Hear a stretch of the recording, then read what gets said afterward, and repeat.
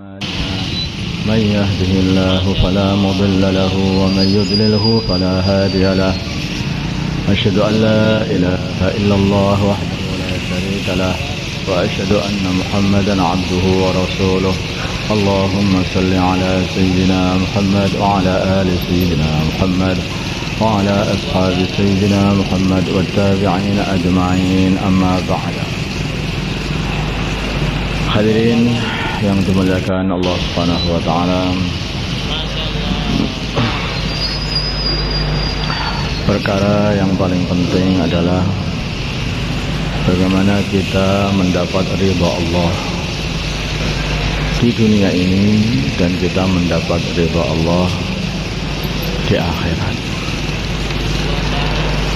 Ridhonya Allah di dunia ini ditempatkan oleh Allah di dalam mengikuti baginda Nabi kita Muhammad sallallahu alaihi wasallam, mengamalkan agamanya, mengamalkan sunnah-sunnahnya, mencintai ahli agamanya, mencintai amalan-amalannya baginda Nabi, sunnah-sunnah baginda Nabi,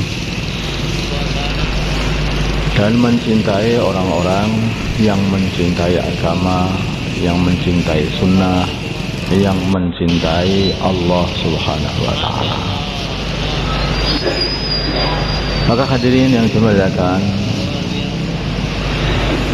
kalau kita ingin mendapatkan ridha Allah, mestinya kita ini harus tahu lebih dahulu mengenai urusan agama. Apa yang diwajibkan kepada kita daripada agama ini?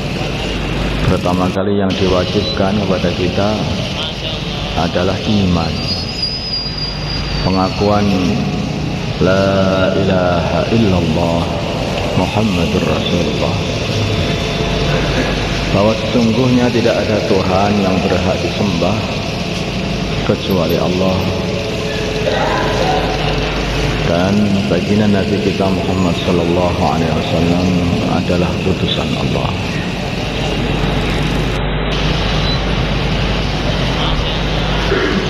Maka hadirin, kalau kita iman kepada Allah, kepada utusannya Allah, maka artinya kita juga beriman kepada apa yang dibawa oleh utusannya Allah, yaitu kitab-kitabnya Allah, yaitu kitabnya Allah, Al-Quran, yang dibawa oleh baginda Nabi kita Muhammad sallallahu alaihi wasallam. Isi di dalam Al-Quran ini menyebutkan mengenai para anbiya, para rasul, dan menyebutkan mengenai kitab-kitab sebelum Al-Quran.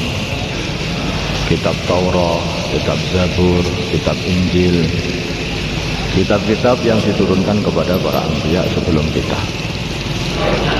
Maka artinya, kalau kita iman kepada apa yang dibawa oleh baginda Nabi, maka berarti kita harus iman pula kepada seluruh kitab-kitab yang diturunkan oleh Allah kepada para anbiya sebelumnya, dan juga beriman kepada seluruh para anbiya sebelumnya baginda Nabi Muhammad SAW.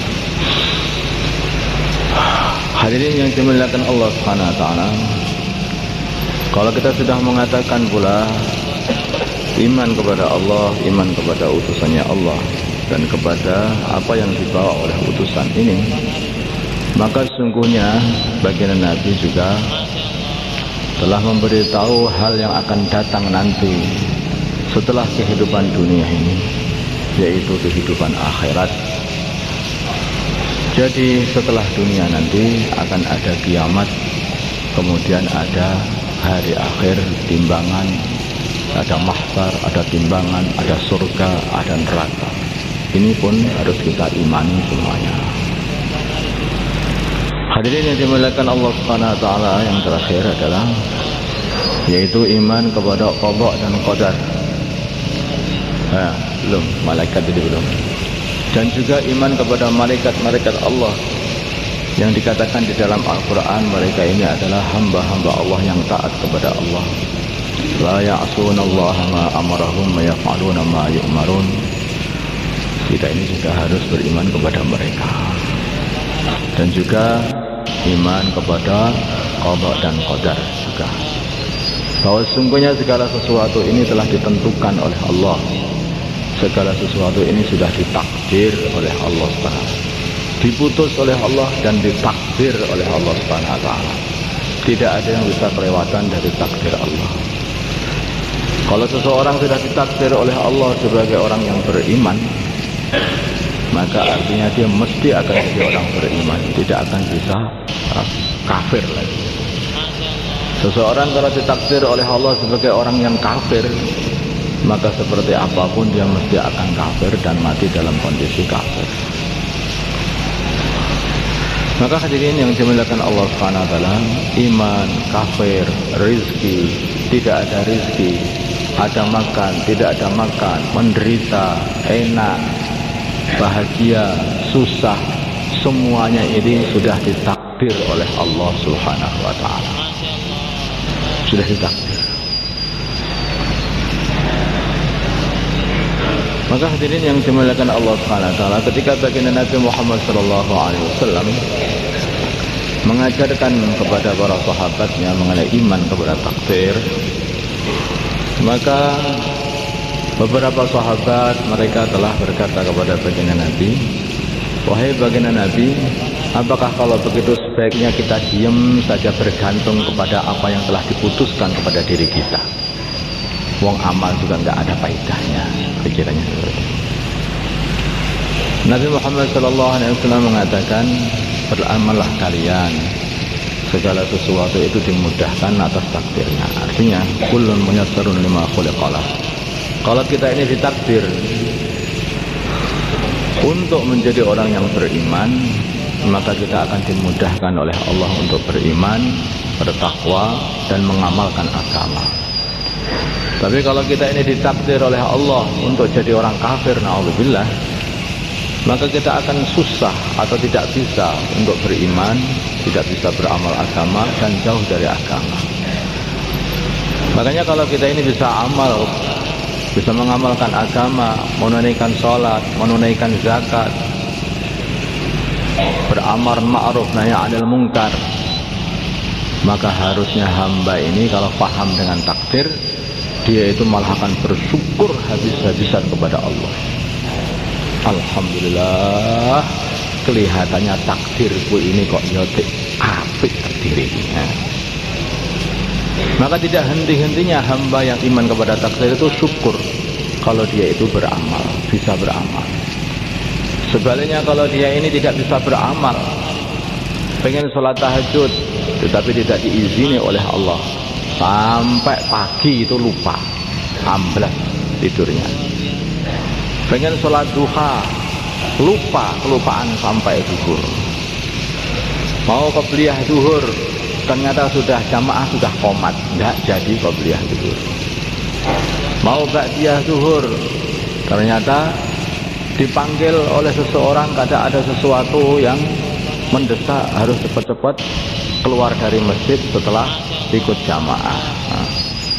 Maka hadirin yang dimuliakan Allah Subhanahu wa taala, kalau orang yang iman dengan takdir, begitu dia itu merasakan seperti ini, maka mesti akan banyak istighfar. Inna lillahi wa inna ilaihi raji'un. Astagfirullah, ada apa ini dengan diri saya ini?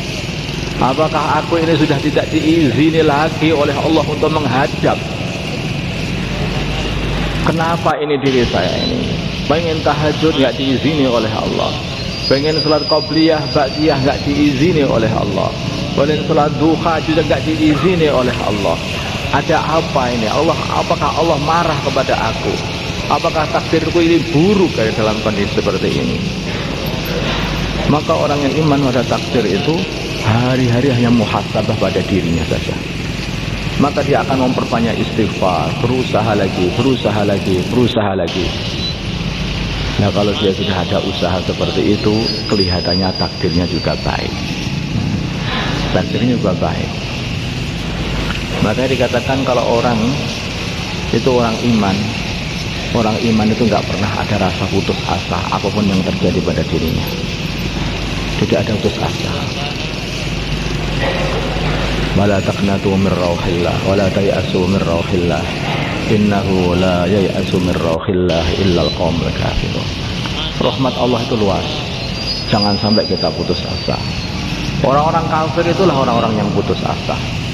Mereka tidak ada usaha untuk perbaikan diri, mereka tidak usaha untuk mendekatkan diri kepada Allah Subhanahu wa taala. Orang iman tidak berputus asa. Maka hadirin yang dimuliakan Allah Subhanahu wa taala, usaha lagi. Kita masih digerakkan oleh Allah untuk bisa usaha, artinya takdir kita ini adalah takdir kebaikan. Kita digerakkan oleh Allah masih doa, maka kita ini artinya kebaikan. Kita digerakkan oleh Allah masih istighfar, maka artinya kita ini masih digerakkan oleh Allah untuk kebaikan. Maka begitu habis istighfar, syukur, tolak syukur lagi. Alhamdulillah, aku masih dijadikan oleh Allah sebagai orang yang ingat. Hari ini banyak sekali amalan yang aku tinggalkan, tetapi oleh Allah Subhanahu wa taala aku masih disayangi, sehingga aku bisa ingat kepada Allah, bisa mengucapkan istighfar, bisa bertaubat lagi kepada Allah. Tapi seseorang itu bermacam-macam. Semakin tinggi seseorang, maka targetnya untuk dirinya pun juga semakin tinggi.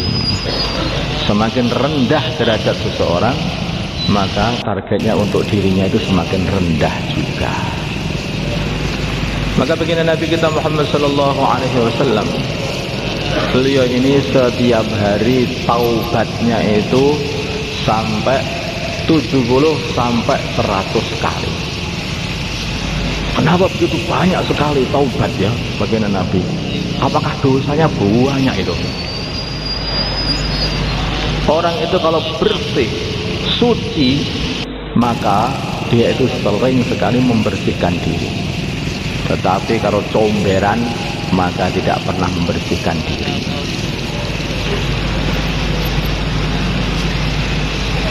Namanya peseren, maka peseren tidak akan bisa membersihkan diri. Tidak ada orang katakan serennya bersih sekali ya serennya, tidak ada. Tapi kalau ini sudah orang itu bersih dan suci, maka selalu membersihkan diri, walaupun tidak kotor, selalu dibersihkan. Kayak masjid ini, walaupun masjid ini tidak kotor, maka selalu ada yang nyapu, ada yang ngepel, ada yang nyapu, terus dipel, disapu, dipel, disapu terus. Karena ini adalah tempat yang suci. Sebaliknya jalan di sawah, adakah orang yang ngepel ya, dan menyapu jalan di sawah sana? Galengan-galengan dipel dan dicuci? Gak ada, Pak. Karena itu tempat geletokan. Maka balengan akan heran ketika melihat masjid. Kenapa itu? Masjid itu, kamu ini wahai masjid, kok selalu saja membersihkan diri, dipel, dicuci, dipel lagi, disapu. Ini loh aku bersih, nggak pernah dipel, nggak pernah dilakukan. Saking kotornya kamu itu nggak perlu dipel, nggak disapu mang. Tapi bersaking bersihnya masjid ini mesti harus dipel dan disapu. Maka itulah baginda Nabi Muhammad SAW membersihkan diri, bertaubat setiap hari walaupun tidak ada kotoran dosanya. Maka taubatnya adalah 70 sampai 100 kali setiap harinya. Ini baginda Nabi Muhammad SAW. Semakin tinggi seseorang derajatnya, maka semakin banyak istighfarnya. Semakin banyak istighfarnya. Dari mana ini semuanya ini? Ya, semuanya ini sebetulnya dari kepahaman seseorang pada dirinya sendiri. Siapa dirinya dan siapa Tuhannya. Dari kecintaan seseorang kepada dirinya dan kecintaan seseorang kepada sayangnya seseorang kepada dirinya dan cintanya seseorang kepada Tuhannya. Kalau dia sayang kepada dirinya, biar disayangi oleh Allah, dicintai oleh Allah, tentu saja dia akan istighfar. Karena Allah itu jamil, yuhibbul jamal. Allah ini indah dan Allah mencintai yang indah-indah. Kalau kita bersih begitu, maka Allah tambah cinta. Tambah bersih, tambah cinta. tambah bersih, tambah cinta. Kita diperintahkan oleh Allah Subhanahu wa taala untuk sholat 5 waktu. Untuk apa sholat 5 waktu? Sholat 5 waktu itu untuk mencuci dosa-dosa kita 5 kali sehari. Maka baginda Nabi kita Muhammad sallallahu alaihi wasallam, beliau menggambarkan sholat 5 waktu ini sebagai kali yang mengalir di depan pintu rumah seseorang. Yang orang ini mandi selalu 5 kali sehari. Maka beliau mengatakan, apakah masih tertinggal kotoran pada tubuh dia kalau dia berbuat seperti itu setiap hari? Berkata sahabat-sahabat yang mengatakan, tentu saja tidak ya Rasulullah, bersih, betul-betul bersih. Itulah gambarannya sholat. Kalau kita ini sholat 5 kali sehari sungguh-sungguh dan diterima oleh Allah, maka berarti artinya kita membersihkan, membasuh, mensucikan, memandikan diri kita dari seluruh dosa 5 kali sehari. Sudah tidak ada dosa lagi yang nempel pada diri kita. Ini seharusnya seperti itu kalau sholatnya diterima oleh Allah. Hadirin yang dimuliakan Allah Subhanahu wa taala. Tetapi orang-orang yang pengen lebih bersih lagi, maka mereka menambahi lagi dengan sholat-sholat sunnah, sholat qabliyah, ba'diyah, isyraq, duha, awabin, sholat tahajud, sholat witir tidak pernah ditinggalkan. Semua sholat-sholat dikerjakan. Ditambahi zikir-zikir lagi, ditambahi istighfar, ditambahi baca salawat, ditambahi terus, tidak ada habis-habisnya. Kenapa ini tidak ada habis-habisnya? Karena cintanya Allah juga tidak ada habis-habisnya. Semakin kita mendekat kepada Allah, mensucikan diri kita, semakin cinta pula Allah Subhanahu wa taala kepada diri kita. Bagaimana senangnya Allah Subhanahu wa taala, cintanya Allah ketika mendengar hambanya yang bertaubat membersihkan diri. Maka digambarkan oleh baginda Nabi seperti seseorang yang dia bepergian dengan membawa kendaraannya di tengah padang pasir. Kemudian dia turun, singgah di suatu tempat, tinggal tidur, kendaraannya itu hilang beserta seluruh perbekalan makanan minumnya di tengah padang pasir. Maka hadirin yang dimuliakan Allah Subhanahu wa taala, orang ini betul-betul sudah putus asa. Mau kemana lagi atau ini? Berjalan mati, tidur, tetap tidur di sini, istirahat di sini juga mati. Udah putus sudah habis-habisan. Saking susahnya, maka dia pun ditinggal tidur nunggu kematiannya. Dah, di sini saja. Tak tidur tak matiku. Begitu bangun tidur, ternyata kendaraannya datang dan seluruh perbekalannya masih utuh semuanya di kendaraan. Begitu senangnya hatinya, maka dia berkata saking senangnya, ya Allah, memang betul Engkau memang hambaku dan aku adalah Tuhanmu, katanya. Kebalik ngomongnya saking senang. Allah dikatakan lebih bahagia, lebih senang melebihi seorang hamba yang dia ini bahagia menemukan kendaraannya seperti itu. Ketika Allah mendengarkan taubatnya hambanya yang mau bertaubat. Itulah maka baginda Nabi kita Muhammad sallallahu alaihi wasallam itu senengane taubat. Dikarenakan pengen disenengi karo Gusti Allah. Saya ingin disenangi sama Allah. Senangannya taubat. Maka hadirin yang dimuliakan Allah Subhanahu wa taala, semua para anbiya kesukaannya taubat. Bagaimana Nabi Adam alaihi salatu wassalam, ketika beliau datang ke dunia ini, amalan pertamanya yang diberikan oleh Allah kepada Nabi Adam adalah amalan taubat. Rabbana zalamna anfusana wa illam taghfir lana wa tarhamna lanakunanna minal khasirin. Amalan pertama manusia di dunia ini adalah amalan taubat. Amalannya Nabi Adam. Biar apa? Ben disenengi Gusti Allah. Baru saja Nabi Adam ini diusir dari surga oleh Allah. Maka tidak bisa untuk menyenangkan Allah melebihi kalau seorang hamba itu bertaubat, minta ampun kepada Allah, minta ampun kepada Allah. Maka akhirnya Nabi Adam senang sama Gusti Allah dan dipilih oleh Allah dan dijadikan utusannya Allah SWT di dunia ini. Dipilih oleh Allah.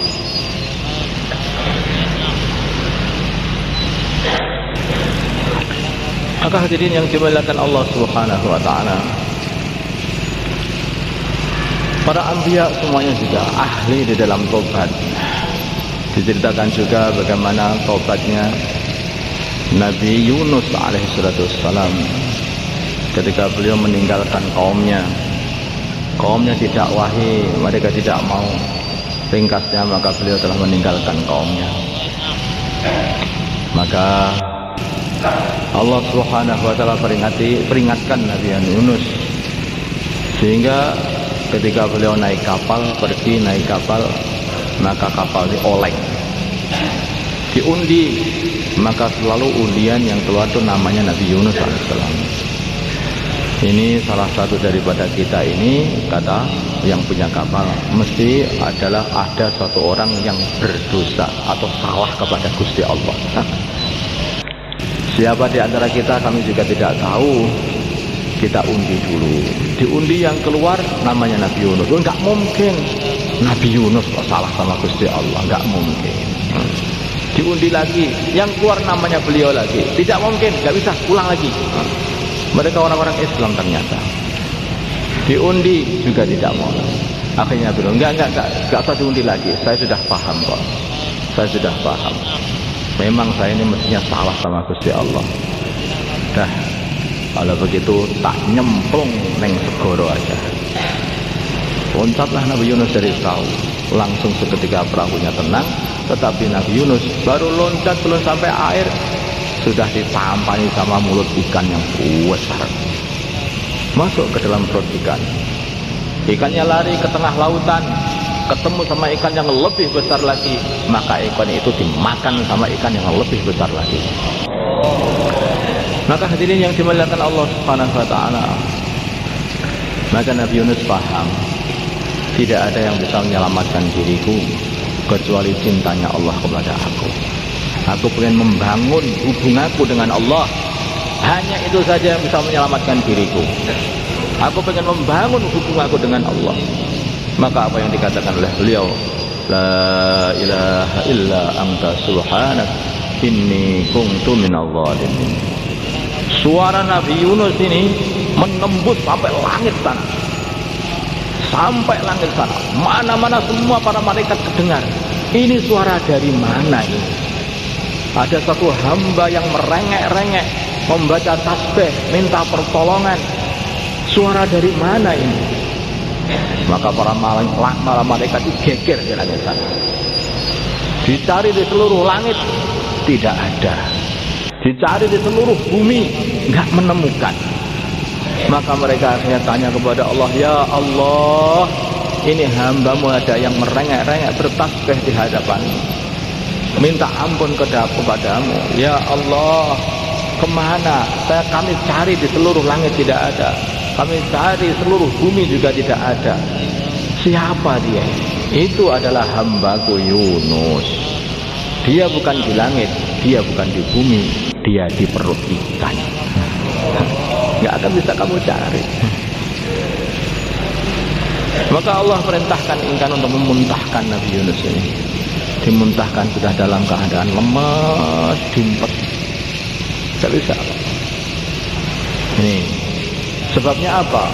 Karena Allah telah ridha kepada Nabi Yunus. Allah senang kepada Nabi Yunus. Allah cinta kepada Yunus. Karena Nabi Yunus adalah orang yang ahli taubat, senang sekali bertaubat kepada Allah. Maka Allah juga senang kepada Nabi Yunus. Dimuntahkan di pinggirnya segoro, pinggir lautan, di pantai. Coba di pantai, dalam kondisi lemas, Allah akan tumbuhkan pohon labu di situ itu. Coba di pantai tumbuh pohon labu bagaimana? Kot, jadilah pohon labu. Dah hidup pohon labu situ itu, yang langsung bisa dimakan oleh Nabi Yunus alaihissalam.